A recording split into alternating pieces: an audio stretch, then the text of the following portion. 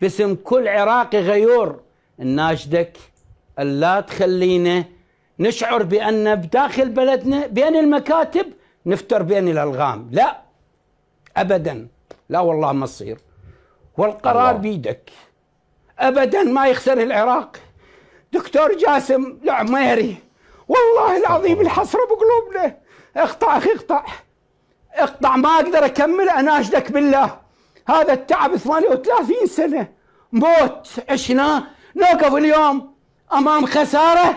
لا والله ما نخسر، والله العظيم ما نخسر إن شاء الله أبدا. إذا أكو شريف واحد بالعراق نناشده أن يقف معانا، لا تخلينا نوقف نتغير باللهجة ونتغير بالتصرف وإحنا نروح للسجون. والله نروح للسجون. كافي عادينا، تعبنا وراحت ظهورنا وأقدامنا من أجل أن يبقى العراق عزيز سياجة مضبوط. مو يجي تالي وقت هذا وذاك مستشار يقدم رؤية خاطئة، رؤية أقول عليها فيها خيانة.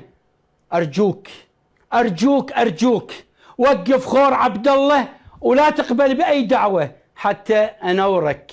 اليوم أنطيكم سبق صحفي، اليوم أعرض لكم بأن وربة عراقية غصبا عنهم كلهم.